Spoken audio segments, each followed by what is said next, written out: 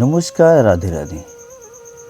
আজ আমরা জানতে চলেছি যে ভগবান শ্রীকৃষ্ণ ও সমস্ত দেবতাদের মধ্যে একজন মহান ব্যক্তি, তারই সম্পর্কে কিছু বিস্তারিত।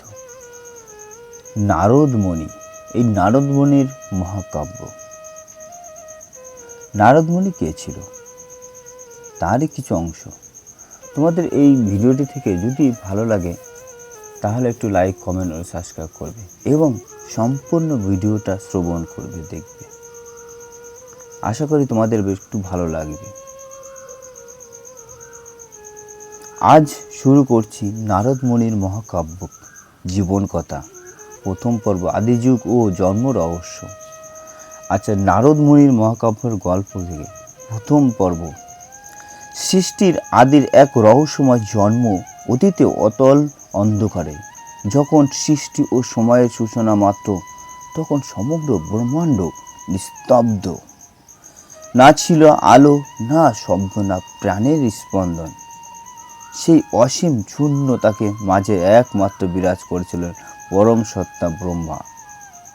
এই ব্রহ্মার চিত্তে তখন এক মহৎ ইচ্ছা জন্ম হলো। ও সৃষ্টি করলো, আমি এই শূন্যতা ভরিয়ে তুলব প্রাণ ও লীলায়। তার সেই স্প্রায় ইচ্ছায় সম্পন্ন ও স্পন্দন থেকে শুরু হলো সৃষ্টির প্রথম অধ্যায়। মানস পুত্রদের আবির্ভাব হলো। ব্রহ্মা তার মন থেকে সৃষ্টি করলো কয়েকজন মহান ঋষিকে। এরা হলেন মানস পুত্র।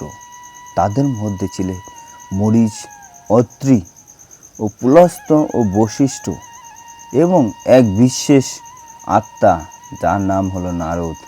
এই নারদ ছিলেন অন্যদের থেকে আলাদা।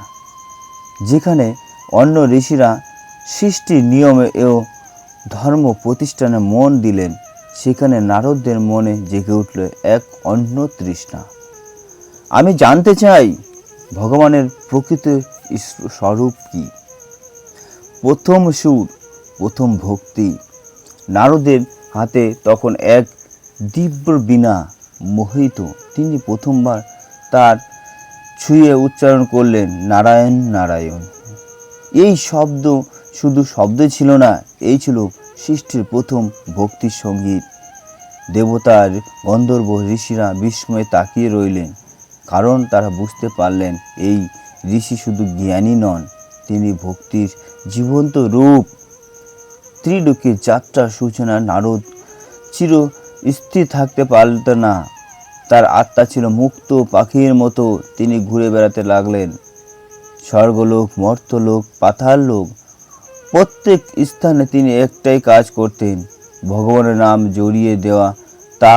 তবে তার এই যাত্রা সবসময় শান্ত ছিল না। এক গোপন অতীত পূর্ব জন্মের সূচনা। একদিন এক গভীর ধ্যানে সে বসে নারদের মনে হঠাৎ এক ঝলক স্মৃতি ফিরে এলো। এক অন্য জীবন, এক অন্য রূপ।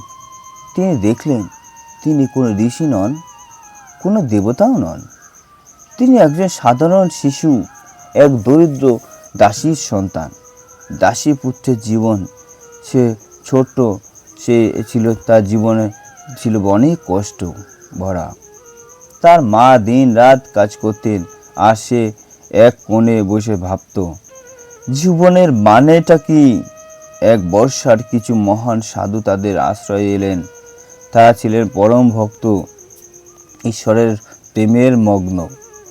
ছেলেটি তাদের সেবা করতে শুরু করলো, জল দিল, খাবার দিল, শ্রদ্ধা দিয়ে তাদের পাশে বসে রইল।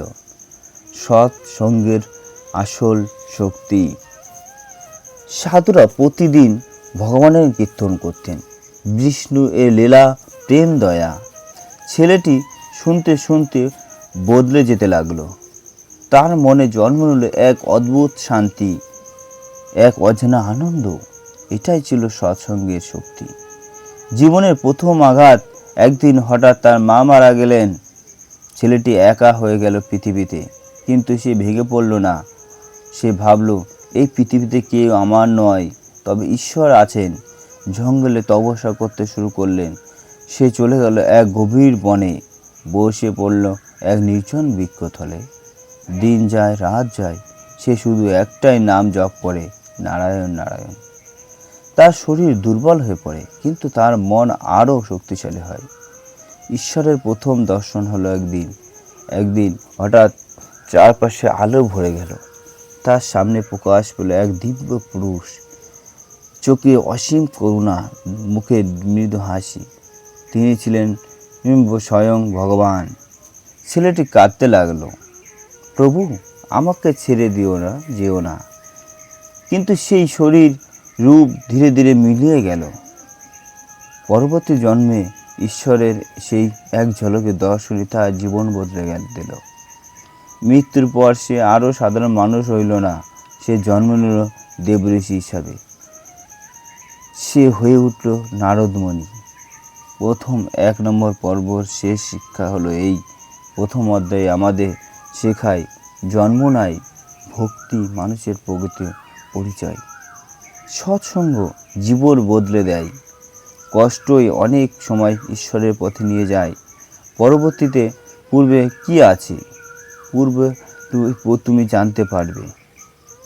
এই নারদের অহংকার ও বিষ্ণুর লীলা, বানর রূপে অভিশাপ, রাম ও অবতারের সাথে তাদের সম্পর্ক, দেবলোক ও নারদের কৌতুক ও রহস্য। এই ছিল নারদমণির ছোট্ট একটি ঘটনা। তোমাদের এই ভিডিওটি তোমাদের কেমন লাগলো